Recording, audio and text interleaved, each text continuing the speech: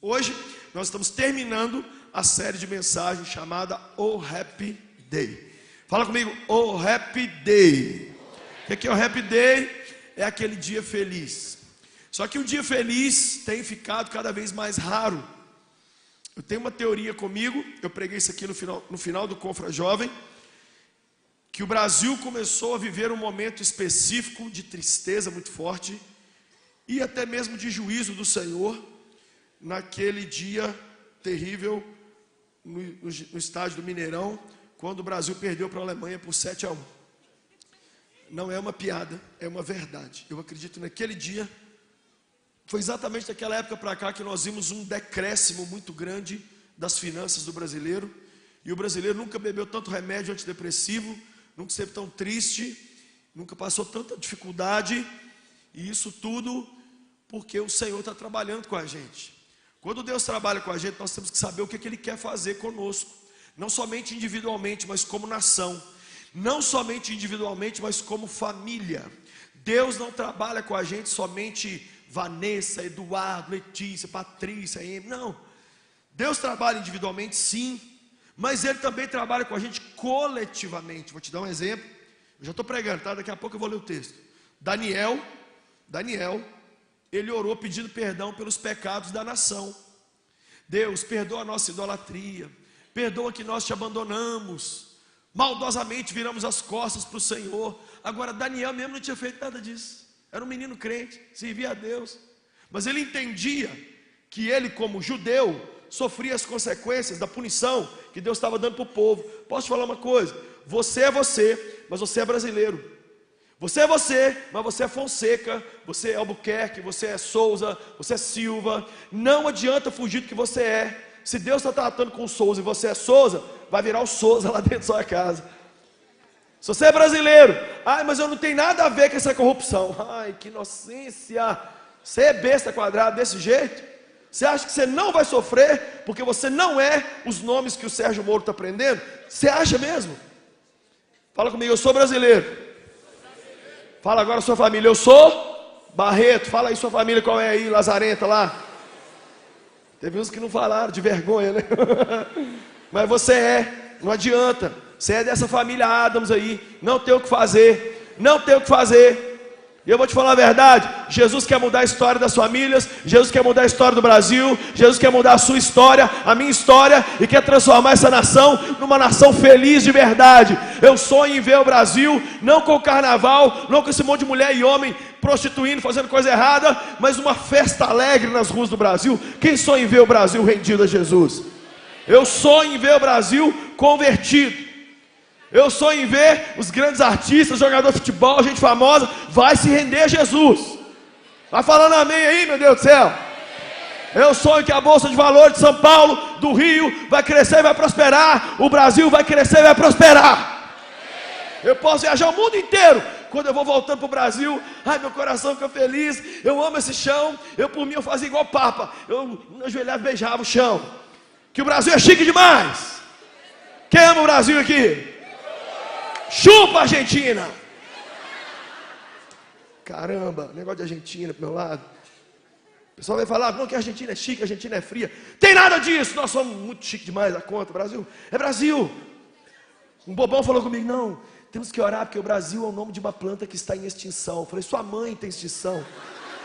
Vai morrer para lá, cala a boca. Você não sabe de nada. O Brasil não está em extinção.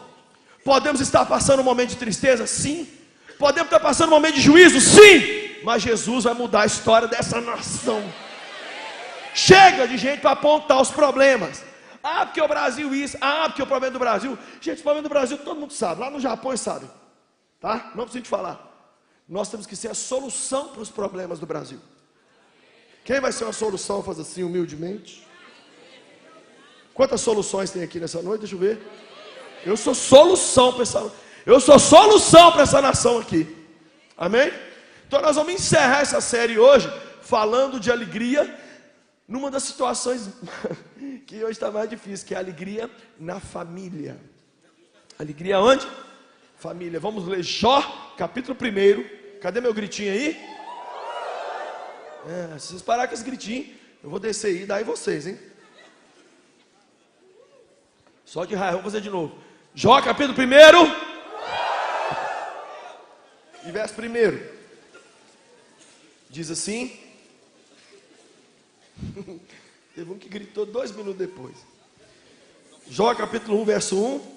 Na terra de Uz vivia um homem chamado Jó. Era homem íntegro e justo, temia a Deus e evitava fazer o mal.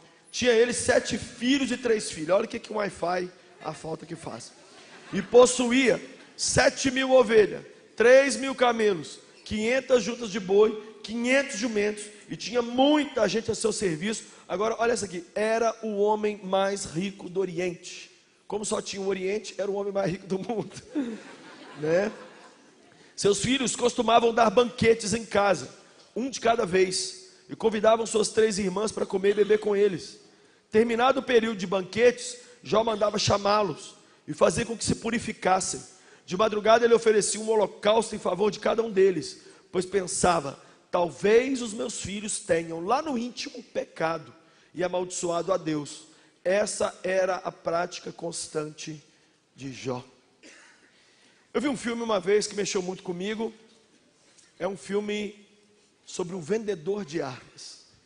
O filme conta a história da Guerra da Secessão. Quem já estudou sobre a Guerra da Secessão? A Guerra da Secessão aconteceu mais ou menos 200 anos atrás nos Estados Unidos, onde o norte brigou com o sul. O norte, os Yankees, brigaram com o povo do sul, que são sulistas. Então hoje era para existir 2 países, Estados Unidos do norte, Estados Unidos do sul. E quem era presidente nessa época era Mr. Abraham Lincoln, Abraham Lincoln. E Abraham Lincoln era cristão. Mas aí contaram uma história dentro dessa guerra. E a história do vendedor de armas é o seguinte: o norte estava brigando com o sul, mas o vendedor de armas queria vender suas armas, né? E não tinha como vender, porque um ficava só xingando o outro, mas não dava tiro. Ele foi lá no norte e falou assim: ó, o povo do sul comprou armas, vocês vão morrer. Só que era mentira. O sul não tinha comprado armas. O norte, o que fez? Comprou armas. Aí ele foi no sul, levou a nota fiscal da compra do norte e falou: olha, o norte já se armou até os dentes, vocês vão morrer. Vocês estão sem arma. Aí ele conseguiu fazer 2 grandes vendas.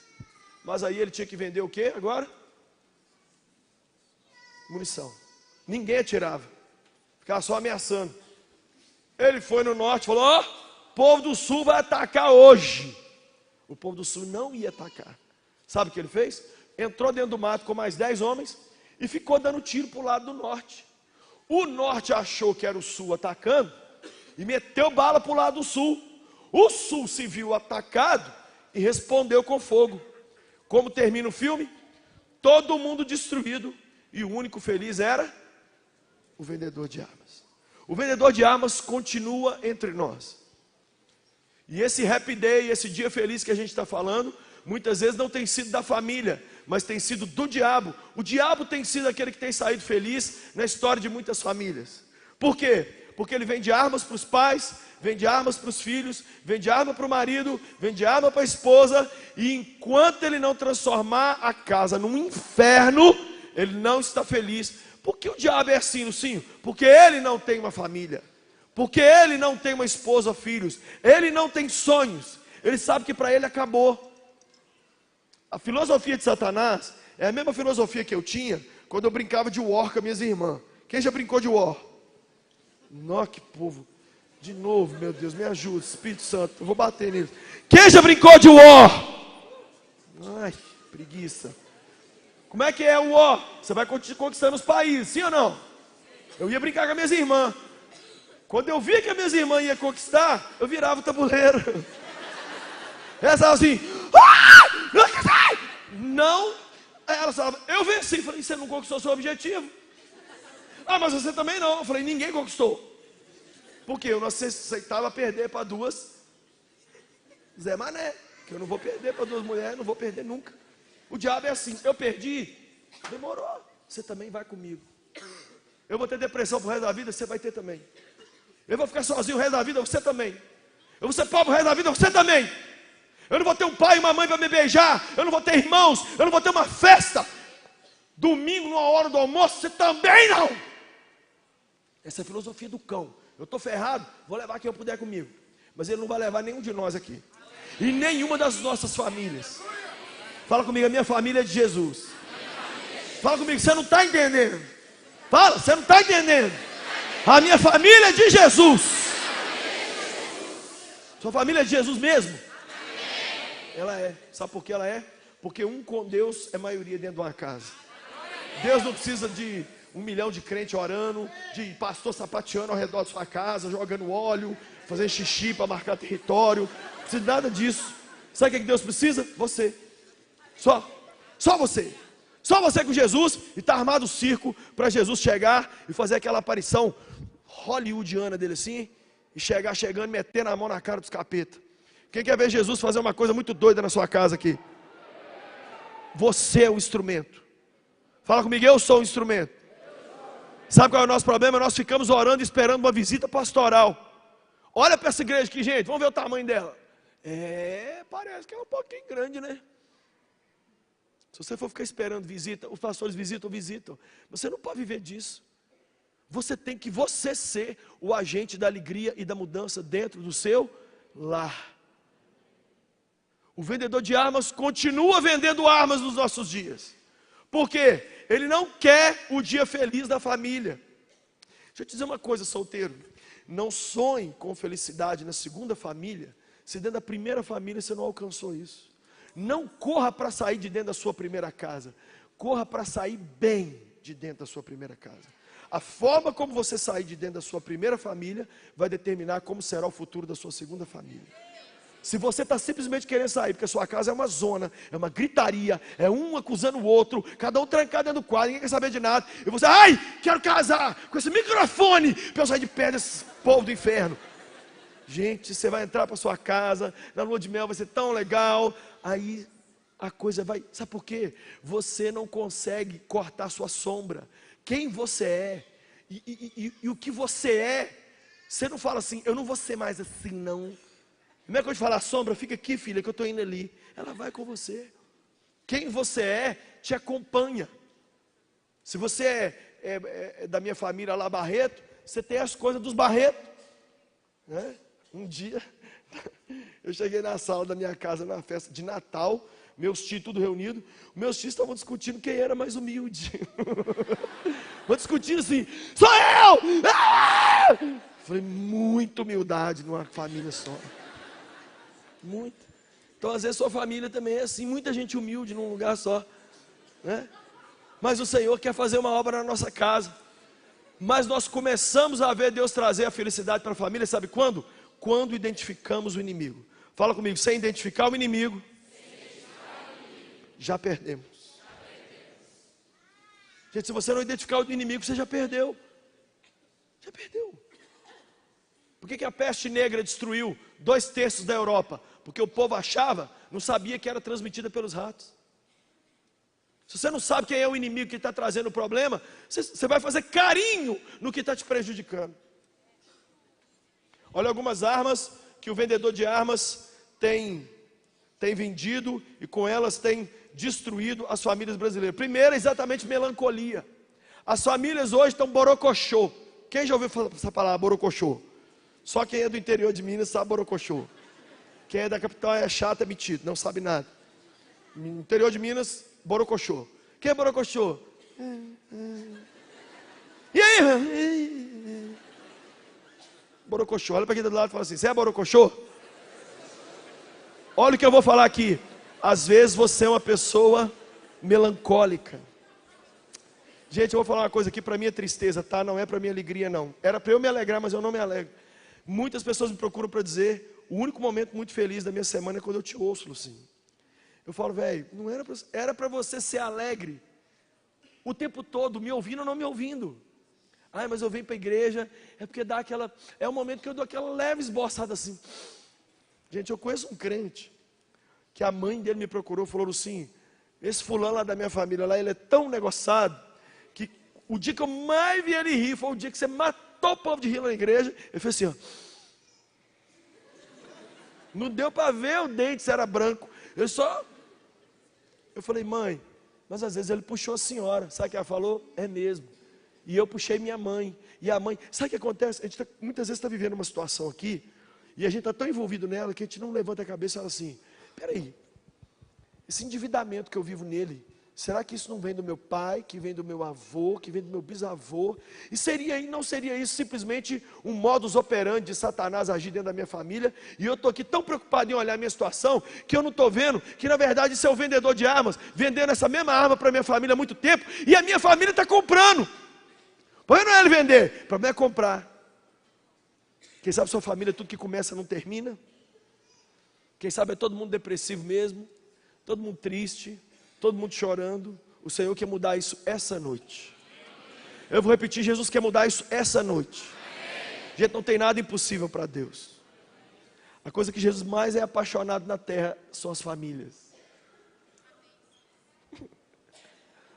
Ele é doido com família. Nós temos que parar com essa cabeça de RG e CPF. Eu sou fulano, não. Ele pensa, é aquela velha história que eu já contei aqui, o dia que eu fui na Disney, as primeiras vezes que eu fui à América pregar, cheguei lá, os pastores queriam me levar na Disney, eu não queria ir. E eles falavam assim, mas ninguém recusa ir na Disney. Eu falava, porque quando eu puser o pé na Disney, eu vou lembrar dos meus filhos, eles não estão comigo. Não é uma alegria alegre, é uma alegria. Então vamos para o shopping fazer compra, na América, gente, melhor coisa da terra. Vão. Ué, por que você está falando vão? Todo mundo morre para poder ir nos mall, lá no shopping de Orlando. Porque quem compra mesmo na família lá, quem tem unção, não está aqui.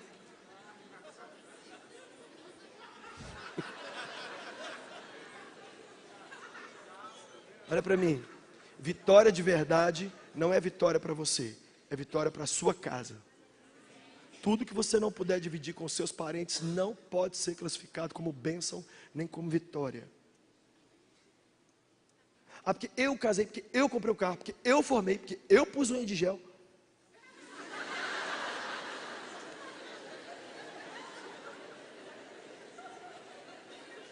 Você pôs, não pôs? Quem está entendendo o que eu estou falando aqui? Segunda arma que o vendedor de armas tem vendido: silêncio. Você entra na família assim, você fala assim: nossa, que família abençoada, não tem briga. Não é o silêncio porque reina o shalom de Deus, não. É um silêncio porque um está para matar o outro. Aí cada um se isola no quarto, cada um aqui, ó, hipnotizado. Tá na hora do almoço! Já na hora do almoço! Aí vai lá na hora do almoço, rosa meia dúzia de palavras, come o almoço, volta para o claustro, volta para a toca, fica lá. Eu no meu mundinho. Silêncio. Marido e mulher não fala nada. Nossa, que casal lindo. Eles estão a um ponto de se separar. O silêncio é porque se um falar com o outro, mete a mão na cara do outro já. Deus nunca quis silêncio. Famílias saudáveis são famílias que falam. Eu já reparei que quanto mais jacu um povo, menos eles falam dos problemas. Desculpa eu falar, mas gente muito boba, muito abestada, tem um câncer, né? Aí eles falam assim: não pode falar não, a vovó está com câncer. Então o câncer vai escutar, e aí ele vai fazer uma batalha contra. Tem limite para ser idiota. O papai e a mamãe tá para divorciar. Não pode. Que não pode! Senta na sala aqui, mãe e pai. Queremos conversar com você, que nós estamos vendo que vocês estão brigando, nós vamos separar. Quanto mais idiota um povo, mais ele assiste a tragédia. Quanto mais um povo é de Deus, mais ele sabe falar. Vem aqui, filho, você está virando viado? Fala aqui para mim. Você está virando viado, hein? Pai, você está endividado? Mãe, você está traindo meu pai?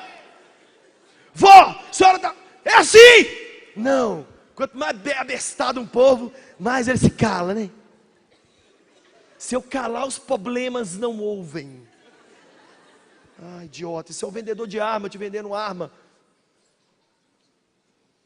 Outra arma que o vendedor de armas tem vendido: descontrole financeiro.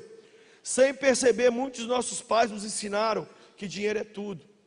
E hoje o brasileiro está arrasado porque não tem dinheiro. E é aí que Jesus está mexendo com a gente. Está acontecendo com a gente a mesma coisa que aconteceu nos Estados Unidos. Em 2001 caiu as Torres Gêmeas. Durante 3 meses, o povo americano entupiu as igrejas. Foi 11 de setembro, né? Eu li o estudo. Até janeiro de 2002, mais ou menos 4, 5 meses, os americanos entupiram as igrejas. Quando deu janeiro, foi todo mundo embora de novo. Aí Jesus falou assim: vou tocar no que toca em vocês. Logo depois veio a grande recessão americana de 2008, que explodiu a bolha imobiliária e virou aquela bagunça, e a América virou aquele desespero. Jesus sabe onde tem que tocar, para a gente falar assim: tudo entregarei, tudo entrega. Você não está aí porque tomou de 7 na Alemanha, não? Eu sei o que mexe com você. Guarda aí que a sua batata está assando. Sabe o que eu descobri? Falei com a minha esposa essa semana.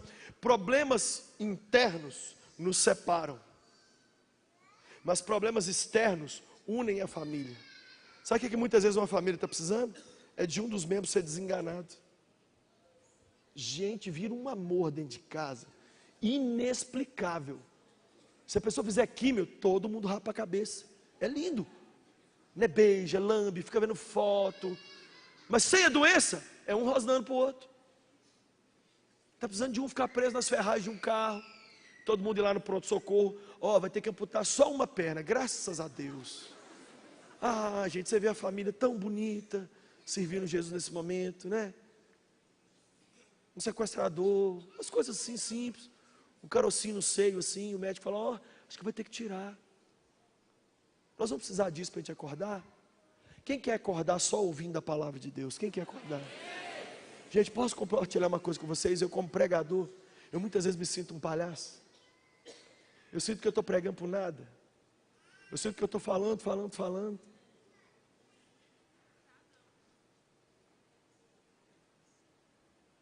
Outra arma que o vendedor de armas tem vendido: casamentos por um fio. Eu virei para um amigo meu um tempo atrás e falei assim: fala para mim um casamento que é maravilhoso, mas sem pensar. Ele falou: o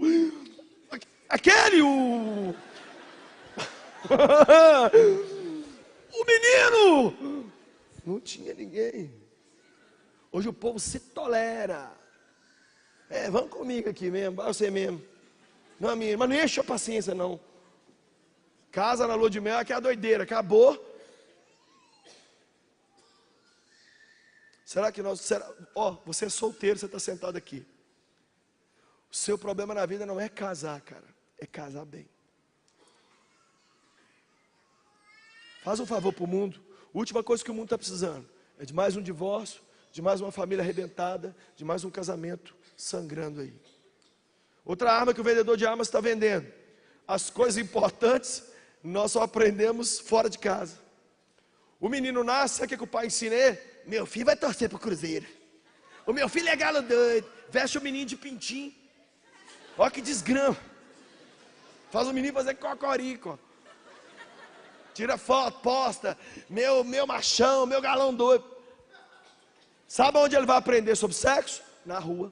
Sabe onde ele vai aprender sobre qualquer outra coisa importante? Não. Coisa mongolóide, retardada, aprende dentro de casa, com o pai imbecil, a mãe burra. E coisa importante, vai aprender na internet. Vai aprender onde não presta. Aí depois cresce, vira aquele jumento desse tamanho. E a mãe me procura para falar assim: pastor, sim, eu nunca ensinei isso para meus filhos. O que está acontecendo? Aí eu falo: gente, olha, tem uma diferença entre criar e educar. Criar é cachorro. Pagar as contas. Pais, a última coisa que você tem que fazer pelos filhos é pagar a conta. Nós colocamos que pagar a conta, como diz o Chapolin oficial lá, boleto pago é tudo no mundo. Não é não. Não é não. Tem coisa muito mais importante. Não, pastor, assim, pagar as contas é o importante. É importante, não é o essencial na vida não. Quem está entendendo o que eu estou dizendo aqui? Por exemplo, que pai ensina o filho como conversar com uma mulher? Que mãe ensina a filha não ficar enchendo a cabeça do marido quando ele chega cansado do trabalho? Regra número 1 do casamento: filha, quando seu marido chegar do trabalho, não fale. Não é para falar coisa boa não fala nada, nem versículo, nada, cala a boca.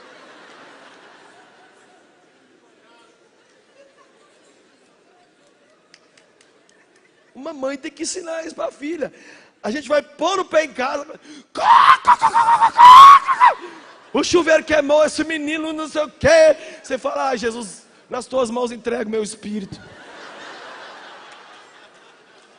Mulher, faça o homem ter saudade de você, não saudade do trabalho. Tem homem que fala comigo, meu saudade é do trabalho. Vontade de ficar lá enfiado lá.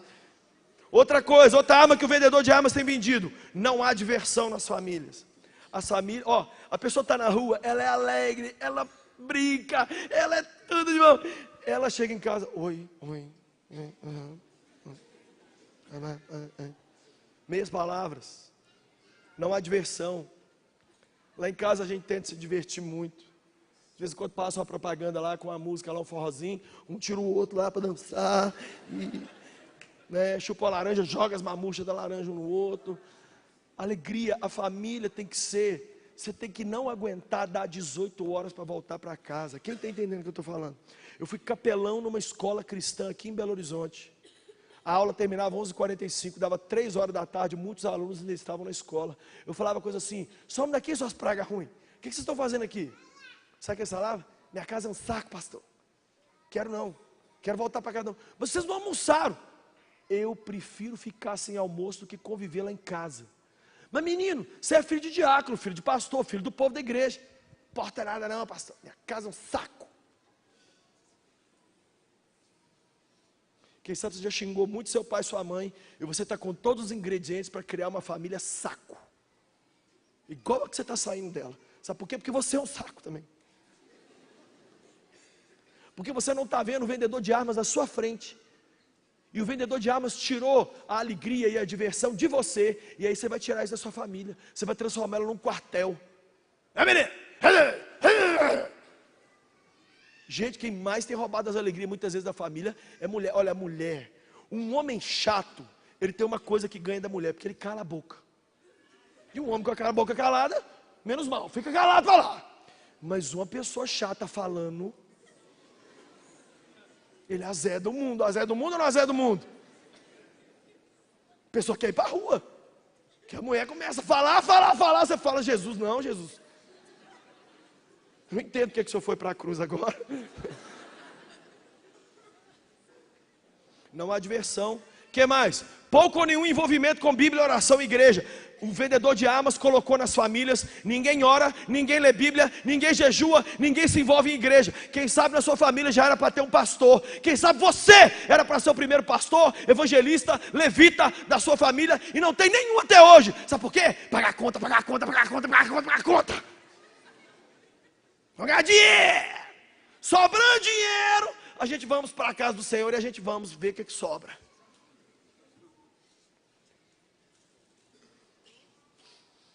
Pouco ou nenhuma percepção da mudança do outro. Sabe outra arma que o vendedor de armas tem vendido? Ele deixa o nosso radar familiar quebrado. A gente não consegue notar as mudanças do outro. Posso te falar uma coisa? A maioria das pessoas com depressão, o povo da família não sabe que a pessoa tem depressão, mas o povo do trabalho e da escola sabe. Você está beijando uma boca de uma pessoa. Quem são os últimos a saber? Seus parentes. Seus parentes.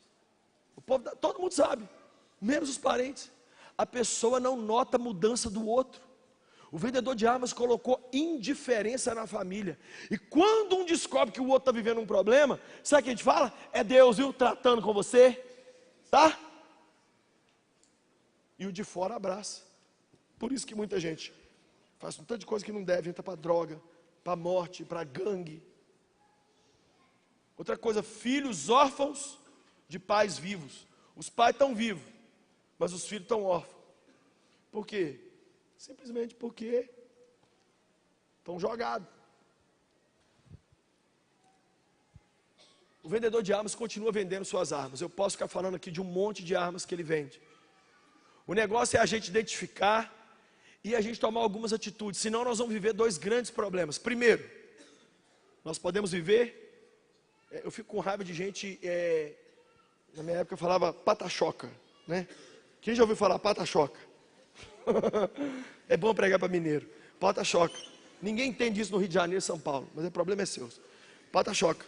Patachoca é essa pessoa. O que você vai fazer? esperar no Senhor. Você vai agir o quê? Não, isso mesmo. Ah, não. Sabe quem fez isso? Eli. O pastor Eli tinha 2 filhos. A Bíblia conta que os 2 filhos faziam tudo errado. E Deus mandou Eli corrigir os filhos. Ele não corrigiu os filhos. Um dia um profeta foi até Eli e falou assim: se você não disciplinar seus filhos, eu vou matar você e seus filhos. Sabe o que o Eli falou? É de Deus essa palavra. Então se eu te falar que você vai ser assaltado do outro lado da rua, você vai falar assim: amém. É isso que você vai fazer? Você vai tomar uma providência, sim ou não? Ou nós podemos viver uma outra tragédia que para mim é até pior. É a que Davi viveu. Davi foi tirado do trono pelo seu próprio filho Absalão. E ele fugiu de Absalão. Mas uma hora o exército de Absalão lutou com o exército de Davi. Só que Davi mesmo não foi para a guerra. Ele ficou no castelo, esperando a notícia do fim da guerra. Mas ele deu uma ordem para Joabe, comandante do exército dele: não mata meu filho. No meio da guerra, o que o Joabe faz? Mata o menino. Por quê? Porque ele queria virar rei de Israel. Aí o pessoal vem correndo: Davi, uma notícia para te dar, vencemos. Davi não queria saber nada de vencemos. Ele queria saber: e meu filho? Seu filho morreu. Ele pegou a capa, cobriu a cabeça e foi subindo as escadarias do palácio e gritando assim: ah, meu filho Absalão! Ah, meu filho Absalão! O exército chegou todo alegre e encontrou o rei urrando de dor, de tristeza. Joabe foi lá e falou assim: papelão que o senhor está fazendo. Os homens se matam para vencer, para te dar o trono de volta, e você está chorando aí. E agora eu vou parafrasear Davi. Sabe o que Davi disse? Parafraseando, tá? Joabe, não adianta eu vencer fora de casa se eu perdi dentro de casa.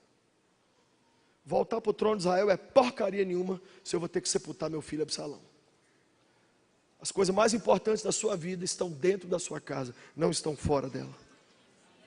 Eu vou repetir: as coisas mais importantes da sua vida estão dentro da sua casa e não fora dela. Mas você sabe o que o vendedor de armas faz? Você dá mais valor para um carinha que você conheceu ontem, mais valor para uma menininha que você conheceu ontem, do que para o pai, para a mãe, para os irmãos, para os avós, para o pastor, para os amigos. A gente rifa todo mundo, porque o vendedor de armas deixa a gente cego. Lucinho, o que a gente tem que fazer então na vida? Nós temos que tomar providência. Nós temos que fazer loucuras pela família. Esse texto aqui fala isso. Os filhos de Jó, gente, não eram igual Jó. Eles eram pagodeiro, funkeiro. Os meninos eram muita treta, muito bailão. Pista mesmo, os caras gostavam de...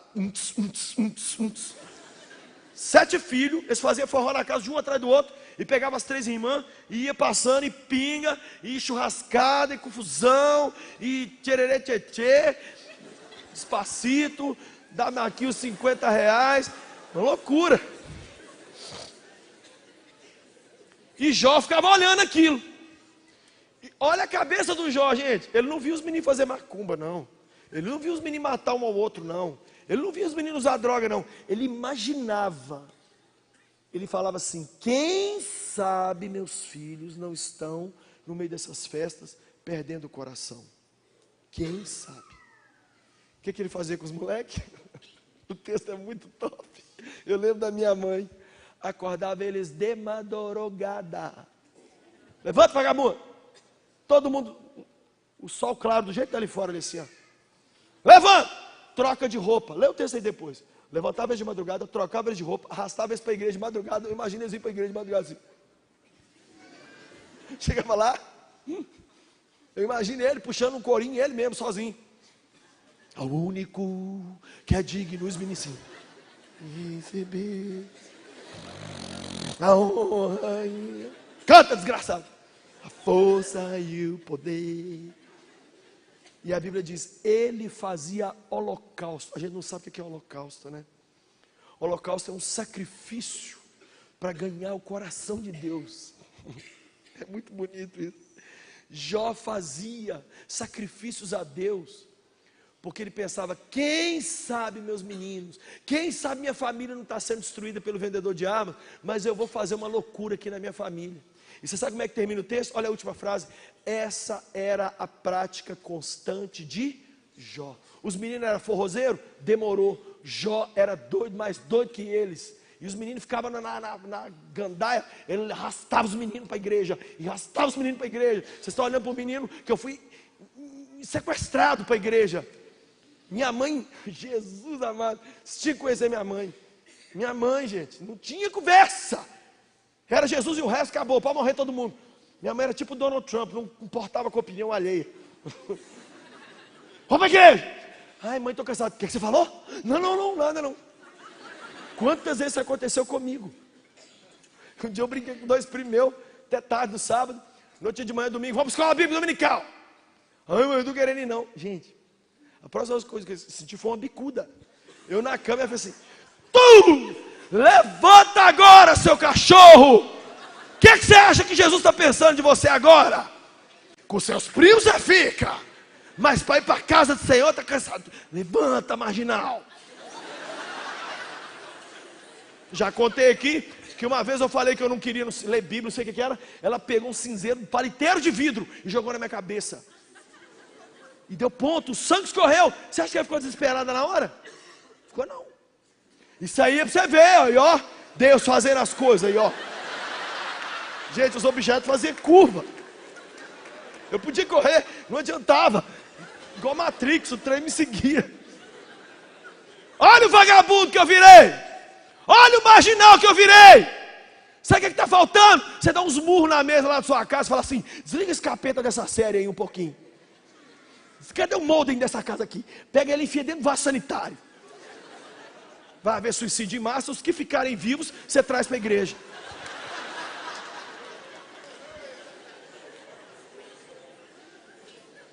Troca a senha do Wi-Fi e não deixa ninguém saber. E fala assim, nessa casa hoje vai ser feito um sacrifício ao Senhor. Sacrificaremos o molden. Ai, qual é a senha? A senha é sua mãe. Sua mãe, põe aí. Sabe o que as famílias precisam? Fazer o que Abraham Lincoln fez. Tirar um dia para todo mundo jejuar. Sentar na sala, um olhar na cara do outro e pedir perdão para o outro. É todo mundo começar a ajudar o papai. Todo mundo começar a ajudar a mamãe nas vasilhas. Todo mundo começar a ajudar os para-casa dos filhos. Todo mundo ajudar em tudo. Nós estamos todo mundo largado, cada um faz o que quer.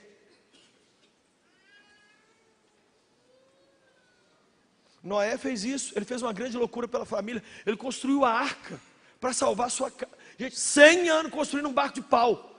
Ele salvou quem? Só os lazarentos dele. Dizem que ele foi o pior pregador da história. Que ficou 100 anos anunciando o dilúvio. Quando ele fez apelo, só a mulher, os 3 filhos e as 3 noras. A mulher foi porque ele usou os paus da casa na arca. Os meninos foi porque ajudaram a construir.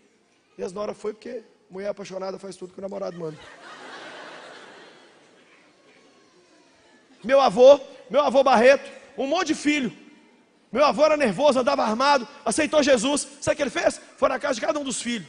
Um monte de filho, até hoje eu não sei quantos tios que eu tenho. Ia lá, sentava com cada filho e falava assim, aceita Jesus. Depois, você não entendeu não. Eu não vim aqui te perguntar se você quer aceitar Jesus. Aí todos aceitaram. Mas teve um que falou assim, eu não vou aceitar. Ele olhou para a filhinha dele no chão e falou assim, uma pena, hein? A pele tão linda vai queimar no inferno. Sabe por que ela vai queimar no inferno?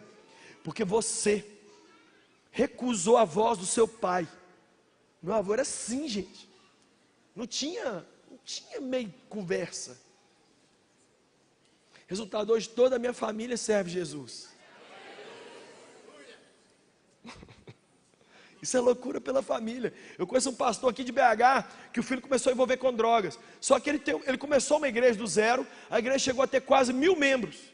Quando o menino começou a fumar maconha, sabe o que ele fez no domingo de manhã, sem falar com a mulher? Que tem coisa que não é para falar com a mulher. Que a mulher vai dar a opinião do coração, e o coração tem que ser pisoteado nessa hora. Chegou no púlpito e falou assim, gente, estou entregando o cargo de pastor presidente dessa igreja para o meu vice-presidente nessa manhã. Está aberta a igreja em sessão extraordinária, quem vota, eu voto, amém, passou. A igreja ficou assim, a mulher dele, cala a boca, vamos embora. Sabe o que ele falou? Seu filho está usando droga, e o meu pastoreio hoje é ficar com esse moleque. Olhou para o menino e falou assim, onde você for eu vou com você. E se eu não puder ir com você, a minha oração irá com você. O menino ia para as boates aqui na Savassi, sabe o que ele fazia? Ficava na porta da boate até 5 da manhã sentado. Na hora que saía, ele falava, filho, foi tudo bem? Foi. Andava, levava ele de carro. Eu quero comprar droga, pai. O pai ia, levava ele de carro, parava, ele subia o morro, descia. filho, você está fazendo tudo de errado, mas o pai te ama, a minha oração está... E o menino foi fazer, um dia o pai foi pegar o filho, não sei que hora, não sei aonde, quando o menino entrou no carro, ele meteu um soco no console do carro, falou, caramba, por que você me ama assim?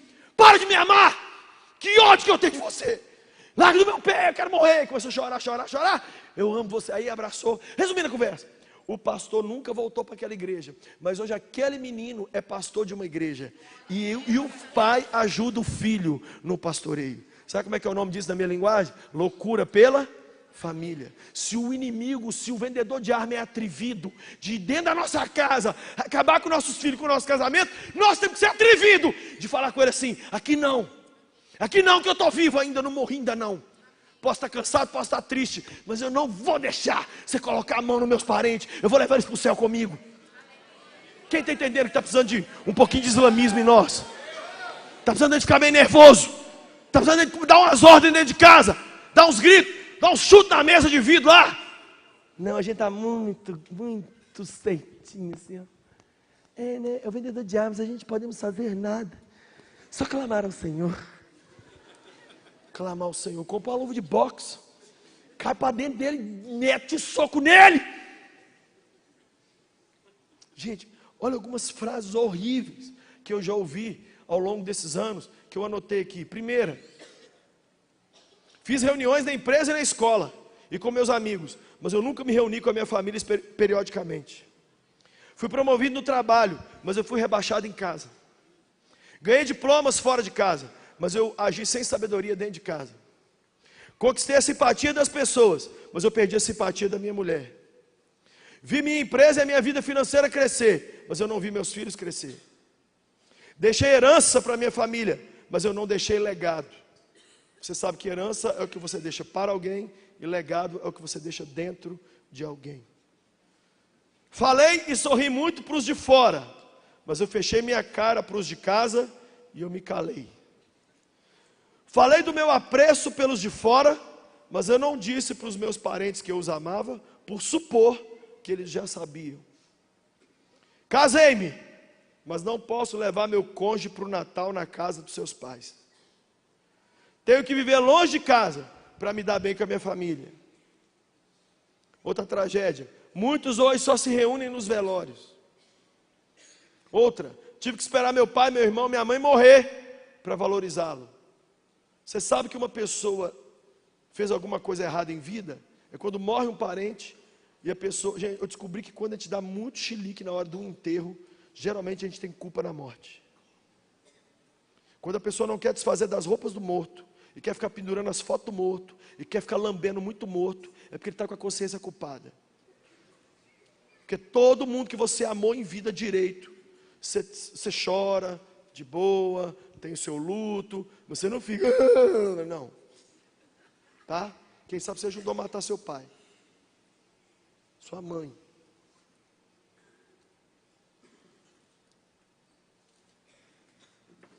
Contei meus segredos para os amigos, mas não para os meus pais. Tive prazer na academia, na praia, no shopping, na escola, no trabalho, mas não tive prazer em voltar para casa no fim do dia. Levei vários a Cristo em vários lugares, menos os da minha casa. O que Deus está dizendo para nós essa noite? É hora da gente se levantar, tomar uma atitude e expulsar o vendedor de armas de dentro do nosso lar. Aqui em Belo Horizonte, um grande jogador de futebol, muito conhecido, jogou muito na seleção, a mãe dele morreu. E ele sepultou a mãe no cemitério mais simples de BH. Ele comprou uma corbelha de flor e colocou lá. Tinha 20 pessoas no sepultamento, mas o cara é muito conhecido, muito conhecido.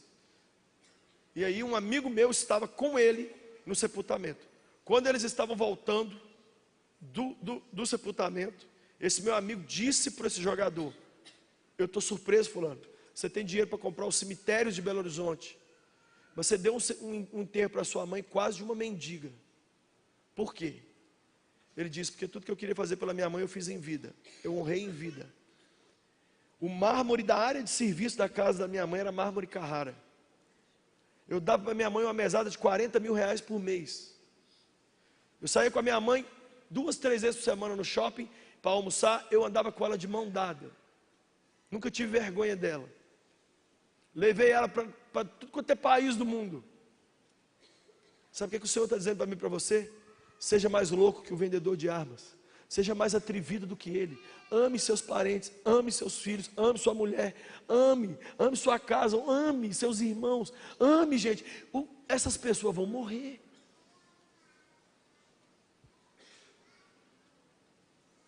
Eu já falei isso aqui 100 vezes, vou falar de novo. Ninguém muda ninguém. Ninguém muda ninguém. A gente só muda alguém quando a gente muda. O vendedor de armas quer colocar na nossa cabeça que nós temos que mudar a nossa família. Ninguém tem que mudar. Esquece isso. Ninguém aqui vai conseguir mudar o marido, nem um pai, nem uma mãe, nem um irmão. Ninguém. Em nome de Jesus, ninguém vai mudar ninguém. Sabe quando você vai mudar alguém? Quando você mudar. Quando você mudar, as pessoas mudam em resposta à sua mudança. Mas o vendedor de armas fica assim: o problema dessa família é o seu pai. O problema da sua família é o seu irmão que é ovelha negra. O problema da sua família é sua mãe que é depressiva, é nervosa, é chata. Não. O problema somos nós, que conhecemos a Cristo, mas não vivemos dentro de casa como se conhecêssemos a Cristo. Eu quero encerrar contando o que aconteceu um dia lá em casa, né? Um dia, a gente ficando doente lá em casa, e tomando prejuízo financeiro, e muito susto, muito medo de noite, e eu tendo umas discussões com a Patrícia. Estava legal não.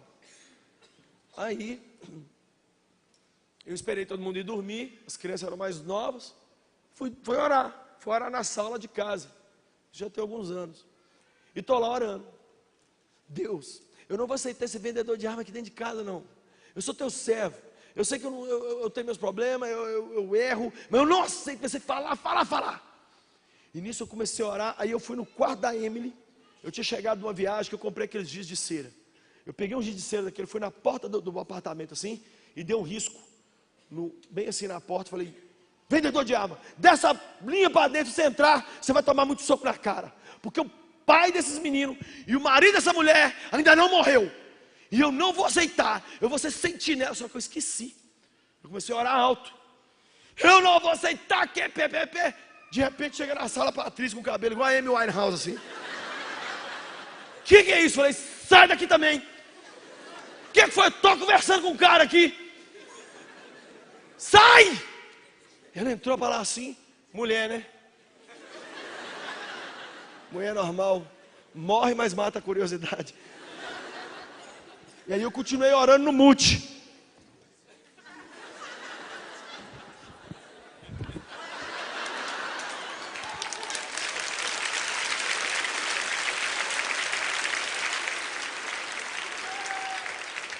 Já prejudiquei minha família? Já fiz o bem para minha família? Já. Mas eu nunca aceitei o vendedor de armas ficar dentro da minha casa. Essa noite eu quero orar com você. E o que você vai receber aqui é para você sair assim, entrar dentro da sua casa e levar essa alegria para dentro do seu lar. Não conta o sermão para os seus parentes. Só abraça eles hoje e beija amanhã. Você quer chocar a sua família amanhã? Lava as vasilhas do almoço. Todos vão falar: segunda-feira vão fazer exame nessa menina. Está desenganada, com certeza. Só quero saber a gravidade, quantos meses que ela tem de vida. Você quer chocar o mundo? Fica um dia sem entrar nas redes sociais. Sai com seu pai. Gente, posso falar uma coisa sobre os homens aqui? Nós homens somos o povo mais carente, muito mais do que as mulheres. Só que a gente criou uma casca desgraçada para esconder isso. Os pais estão precisando, homem, muito mais de ouvir: eu te amo, você é especial para mim, que mãe. Eu estou vendo alguns homens olhando para mim, eles estão todos assim. Mas hoje as pessoas imaginam o pai da família como, né, Clark Kent, que chega, tem que arrebentar. Arrebenta nada, a gente está às vezes mais arrebentado que todo mundo. Mas a gente tem que estar de pé. Por quê? Porque se a gente prostrar, o vendedor de armas entra. Mas em nenhuma família aqui ele vai entrar. Sabe por que ele não vai entrar? Por causa do que nós vamos fazer aqui agora. De olhos abertos, diga comigo: Senhor Jesus, perdoa os meus pecados. Nesta noite eu decido: Tu és o meu Deus. Vou viver para Ti. A partir de hoje, pela fé, eu recebo o Teu Espírito e a salvação que só existe em Jesus. Diga comigo: Deus Pai, Eu que andei contigo, mas me esfriei e fui para longe. Hoje eu retorno. Eu retorno para casa. Eis-me aqui. Nunca mais vou te deixar, nem a minha família. Nós somos teus para sempre. Em teu nome eu oro. Amém.